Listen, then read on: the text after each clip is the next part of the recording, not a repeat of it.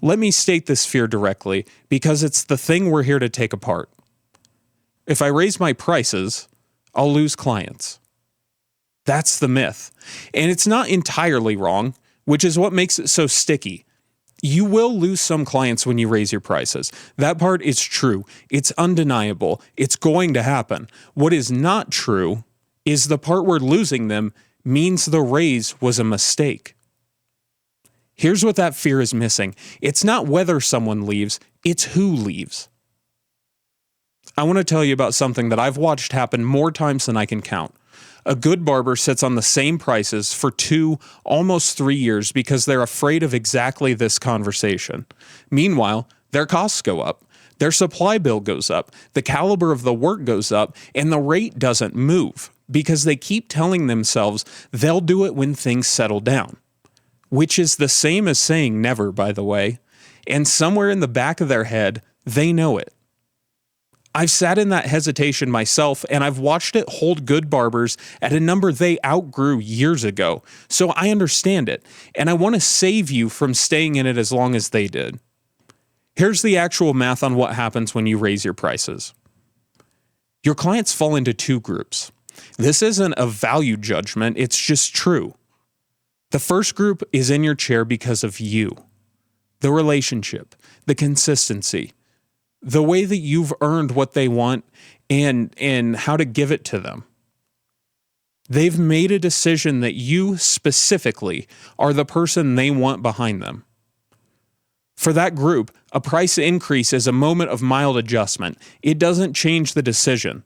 The price was never why they picked you, and it won't be why they leave. The price goes up the same way every other cost in their life does, and they just absorb it. The second group is in your chair because the value made sense. They found you on an app. The reviews were solid, the price was right, and the cut was good. But their attachment is to the deal more than to you specifically. They're good clients. They show up, they tip, they're not a problem, but if the math changes, some of them will recalculate. When you raise your prices, those 2 groups get sorted. The first group stays, some of the second group leaves. And here's the thing I need you to hear. That sorting is not a problem. That sorting is the point. Because after it happens, your chair is full of people who are in it because of you, not because of your rate, not because of your deal.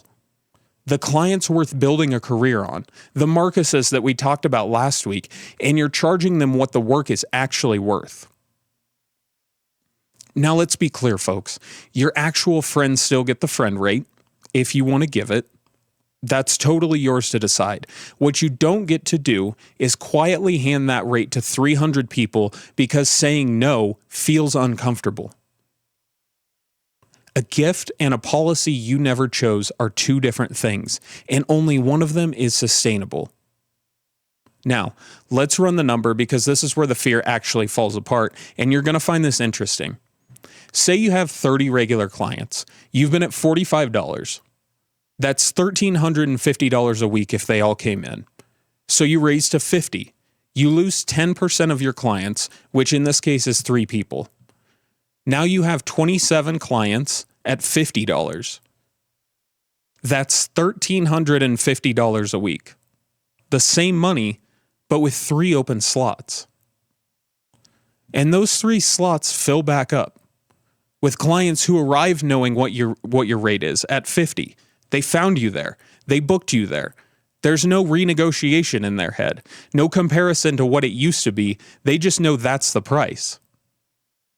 Most barbers do the math up to losing those 3 clients, and they just stop. They treat it as if that's the end of the story. I'm asking you to keep going. By month 2, those slots are usually filled, and a lot of barbers who have done this report coming out ahead. Not because the increase was large, but because the new clients who arrived at the new rate stayed at the new rate. And the clients who were never going to become long-term regulars anyway sorted themselves out of the picture. There's a signal for knowing when a raise is the right call. When you're 80% booked for 4 weeks running, the market is telling you something. It's telling you that demand for your chair exceeds what you're making available. At that point, your rate is below market for what you're offering. The raise isn't a gamble at that point. It's a correction to where the market already is. If you're not at 80% yet, the raise is the wrong answer. Get fuller first, but once you're there, staying at the old rate is costing you. It's costing you on every client in that 80% book who would have been happy to pay you the new rate and never will, simply because you didn't ask. Here's what today actually looks like, because nobody talks about this part. A couple of people go quiet. Maybe they don't book right away. You start second guessing it by Thursday. That's normal. Expect the dip before you see it. And don't panic. Don't go out and message anybody back to the old number. And here's the part that always happens and it never gets talked about. The client who made the biggest deal about the new price is going to rebook anyway. They do it almost every time. 2 more practical pieces, because go raise your prices is only a half a sentence. First, how much? The move that works is the boring one.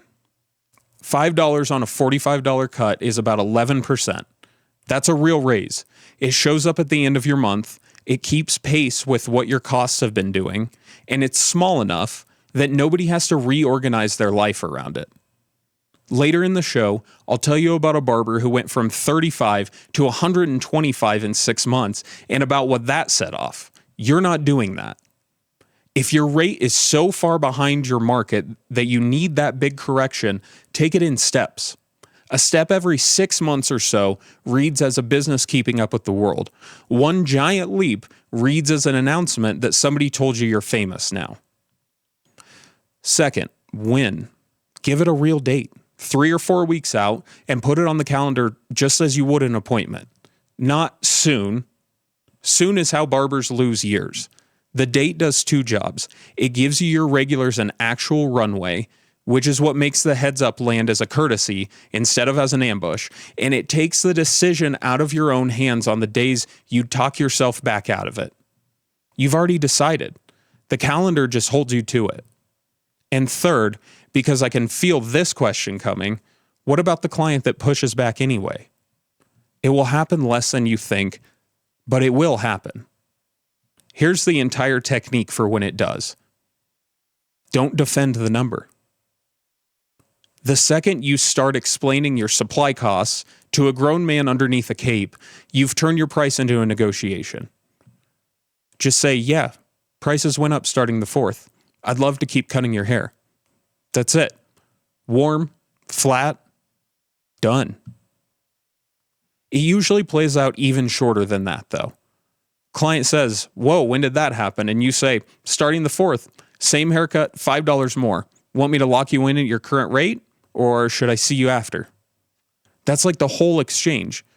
There doesn't have to be an essay. There doesn't have to be guilt involved. You just answered a question with a fact and a choice. Because most pushback isn't really an objection. It's a person checking in on whether you believe your own number. One more thing I want to say about actually telling people, because there are 2 schools on this, and they're further apart than you'd think. One school says your long-term clients, the ones who were there before you were who you are now, who referred their people, who kept showing up, deserve to hear it from you directly and in advance. The other school says you don't need to announce it at all. You just change the number the same way every other business in your life does. And before you decide that second one sounds cold, I've been inside a shop that did it exactly that way, and it worked great. We're going to get into both in the Craft Corner today, including exactly what to say if you do say something, because it's simpler than you think. And if you've been arguing with me through the screen this whole segment, good. Hold on to it. There's a hot take in the back half of the show today with your name on it, and the comment section will be waiting for you right there when we get to it. Picture the moment barbers dread most about a price increase. It's not putting the new number on the menu. It's not the first time a new client books and pays it. It's the moment a long-term regular sits down, gets to the counter, and sees the new number for the first time, and they look at you. It's that moment. Now, here's the truth about this moment. It's almost always the product of a big jump, landing out of nowhere. A modest step almost never produces it, which is why there are two clean ways to run a price increase. And I've seen both of them work. Which one is yours comes down to the size of the step and how you want to play it. Here's play one, the quiet raise. You don't announce anything. No text, no sign, no speech. The number changes, and that's the whole event. And I can vouch for this one personally because the shop I work at has done it exactly this way. New number on the menu, no announcement. The thinking here was simple. Chipotle doesn't send you a text when the burrito goes up. You notice at the register, or you don't, and you order the burrito anyway because you were never there for the price. And that's exactly what happened at our shop. Clients came in, saw the number, paid the number. No exodus, hardly even a conversation.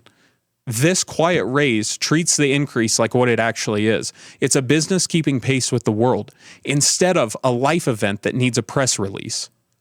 Sometimes the announcement is the thing that creates the moment that you've been dreading. You hand somebody a decision they weren't looking to make. Where the quiet raise works best. When the step is a boring kind, the one we talked about, and it's a few dollars, not a leap, and when your price already lives somewhere public, on the menu board or on the booking app, where anyone can see it. So nothing's being slipped past anybody. It's already posted, it just doesn't come with a ceremony. Play 2, the personal heads up. This is for the barber who wants to spend the increase on the relationship instead of just banking it away, or whose step is big enough that it shouldn't arrive unannounced. The version where you reach out personally, with enough notice to decide what to do, barely registers. Most clients respond with something like, "Hey man, thanks for letting me know," and they're on to the next thing. The simplest way I know how to do this one is the 3 sentences. You don't need a long text, you don't need an email explaining your costs, and you don't need to justify yourself or apologize. 3 sentences. First one, tell them what's happening and when. "Hey Mike, starting August 4th, my prices are going up to $55 for a cut." Specific date, specific new number, no vagueness or ambiguity. Second sentence, make it personal. "You've been in my chair for a while, and I wanted to give you a heads up first." You're not blasting this out to a group. You're talking to a person who actually matters to you, and they can tell. And here's the third sentence. Give them a way to respond. "If you want to lock in your next appointment at the current rate, before then, I've got some time open. Just let me know." This gives them something to do with the information instead of just sitting with it. Some will book immediately. Most will just say thanks and keep coming. A small number won't say anything, and that tells you something too. So hear that. 3 sentences, no apology in any of them. The warmth is in the fact that you even reached out to them directly, not in hedging or explaining yourself. You're running a business here. This is what businesses do. The personal touch is the thing that actually makes it land right. I want to show you the real thing, not just describe it. These are composites built from the pattern I've seen over and over, not any one person's actual word. So here's the text that works. "Hey, just wanted to give you a heads up. Starting the 4th, my rate for a cut is going to $55. You've been coming for a while, and I wanted you to hear it from me first. If you want to grab your next one at the current price, just let me know." Okay, 4 sentences there instead of 3, but same energy, clean, warm, and it's over. And here's the text that I want you to never send.